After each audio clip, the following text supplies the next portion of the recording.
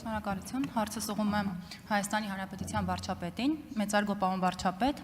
ընտրություններից առաջ բազմիցս խոսել եք պատերազմի եռագլուխ կուսակցության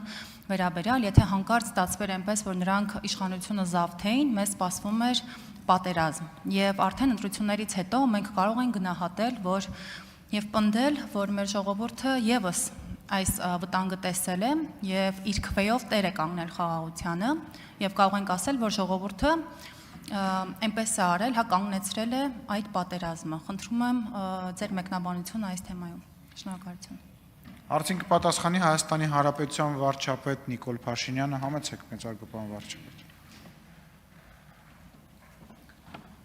Շնորհակալ եմ Տիկին Պողոսյան հարցի համար, մեր նախընտրական կարգախոսն էր, որ մենք ժողովրդին կոչ էինք անում տեր կանգնել խաղաղությանը եւ մեր գնահատականը միանշանակ է, որ Հայաստանի Հանրապետության քաղաքացին տեր է կանգնել խաղաղությանը։ Բայց ես ուզում եմ ձեր ուշադրությունը հրավիրել ուրիշ փաստի վրա, որի մասին ըստ էության խոսեցի հիշատակելով Հայաստանի անվտանգության խորհրդի քարտուղարի եւ Ադրբեջանի նախագահի օգնականի հանդիպումը, որովհետեւ մենք պետք է մեր իրադրություններին արտաքին աչքով էլ նայենք, որովհետեւ արտաքին աշխարհում եւ ոչ միայն Ադրբեջանում, այլ արտաքին աշխարհում կարող է հարց ցակել։ Մի րոպե Հայաստանի Հանրապետությունում 500,000 քաղաքացի կա, որ մտածում է, որ պետքա ծովի ծով Հայաստանը գնալ վերցնել կամ պետքա Ղարաբաղը հետ բերել կամ պետքա գնալ Ղարաբաղ կամ պետքա վերանայել խաղաղության համաձայնագիրը եւ կամ ինչ որ գրած է խաղաղության համաձայնագրի մեջ, ոչինչ մեկա մենք դա չենք անի, 500,000 քաղաքացի կա այդտեղ։ Հասկանում եք, եթե ընկալումը լինի այնպես, որ այդքան մարդ կա, ես ուզում եմ հղում անել իմ ընտրություններից առաջ արած հայտարարությանը, որ մեզ պետքա սահմանադրական մեծամասնություն, որպեսզի մենք բացառենք պատերազմը։ Եթե մենք հիմա չկառավարենք այս իրավիճակը եւ ընկալում ստեղծի, որ Հայաստանի Հանրապետությունում 500,000 մարդ կա, որ ասում է մենք պետք է Ղարաբաղի շարժումը շարունակենք, եւ պետքա ծովի ծով, այսինքն այդ պատերազմի եռագլուխ կուսակցության գումարն եմ ասում, արձանագրված ձայների։ Դա շատ լրջորեն կսրի քաղաքական, ռազմաքաղաքական իրավիճակ Հայաստանում, մանավանդ այն պայմաններում, երբ որ մենք այսօր ունենք նոր բանակ եւ կարա հարց առաջանա, կարող է այդ բանակը հայտնվի այն մարդկանց ձեռքում, հասկանում եք, ես այս նկատի ունեմ, բայց մենք հո գիտենք իրողությունը, մենք հո գիտենք, որ չկա այդպիսի մարդ, այլ ընտրակաշառք է բաժանվել արտաքին ուժերի օգնությամբ, ովքեր շահագրգռված են, որ տարածաշրջանը պայթի։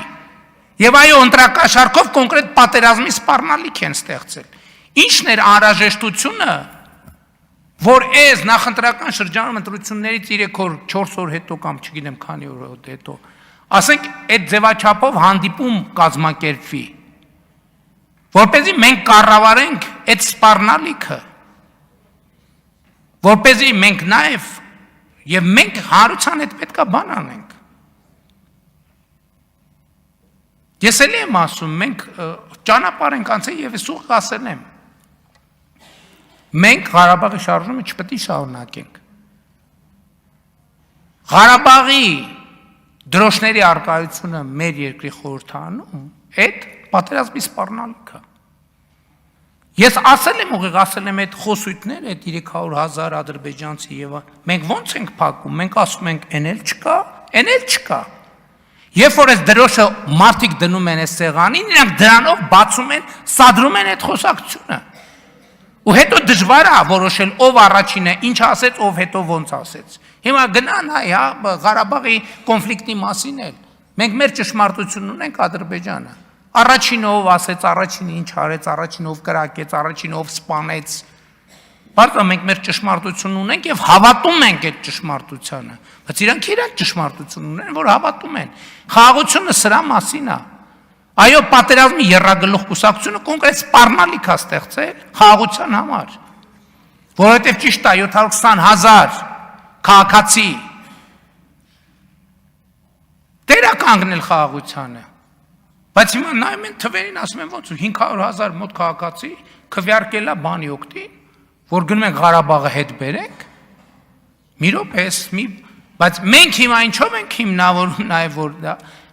հիմնավորում ենք նաև ի հեճուկս այն փաստի, որ հրապարակ ասում են, որ մեր ձայները գողացել են, հրապարակները դատարկ են։ Այսօր 2 հոգի մարդ կա հրապարակում։ Ոնց կարա 500,000 մարդու, այսինքն 500,000 այդ ֆիքսվածն է։ Ոնց կարա 600-700,000 մարդու ձայնը կեղծված լինի եւ հրապարակը լինի դատարկ, եւ ազգային ժողովը լինի դատարկ։ Ոնց կարա կեղծիկ արած իշխանությունը գա ամբյոնից սենց խոսա, ոնց կարա տես բանը լինի։ Հələ գնացեք տեսեք նախկինում կեղծվածները ոնց են խոսում։ Գնացեք բացեք։ Ասում են վայ հանկարծ չանեք հարավակ, բան ապակայունացրեք, ասում եմ արեք։ Ում ձայնը կեղծված է դուրս եկեք հրապարակ, ցույց տվեք, որ ձեր ձայնը կեղծվել է։ Եվ այո, այս մարդիկ պատերազմի սպառնալիք են ստեղծել։ Եվ մենք պետք է ջանք գործադրենք, որ իրադրությունը չապակայունանա։ Հետո ասում են, վայ, Ադրբեջանի բան եկել է Դիլիջան։ Որ եկել է Դիլիջան, դա եւս մեկ երաշխիք է նրան, որ մենք խաղաղությունը շարունակում ենք ինստիտուցիոնալ զարգացնել։ Մենք էլ չենք գնալու գոնե այդ մակարդակում։ Ես ասել եմ, որ 29 թվականին, եթե իհարկե հրավեր լինի, Եվրոպական քաղաքական համայնքի գագաթնաժողովին, եթե հրավեր լինի, ես այս գլխից ասում եմ, ես գնալու եմ Բաքու։ Բայց մյուս կողմից այս հարցը պետք է պարզաբանվի։ 500,000 մարդ ասում է, որ պետք է մենք Ղարաբաղի շարժումը շարունակենք։ Ոչ չի ասում։ Եվ մենք պետք է թույլ չտանք, որ դա հանկարծ տենց տպավորություն ստեղծվի, որովհետև եթե տենց տպավորություն ստեղծվի, այո խաղաղությունը կփլուզվի եւ շատ արագ կփլուզվի։ Խնդրեմ, եթե հարցը կա։ Այո, պարոն վարչապետ, պատերազմի եռագլուխ կուսակցության երկու գլուխները խորհրդարան անցան բացառապես ընտրակաշառք բաժանելու շնորհիվ։ Անգամ եղան դեպքեր, որ մարդիկ գալիս են ընտրությանը մասնակցելու, անգամ մեկ օր իրենց պետությունում չէին մնալու, նորից նույն օրը պատրաստվում էին հետ գնալ։ Եվ նման մարդիկ կարծում եմ արդար չի, որ որոշեն մեր եւ մեր երեխաների ապագան եւ ճակատագիրը։ Եվ ես վստահ եմ, պարոն վարչապետ, եթե այս կիրակի ընտրություններ լինեին, պատերազմի եռագլուխ կուսակցության եւ ոչ մի գլուխ անգամ անցողիկ շեմը չի կարողանա հաղթահարել։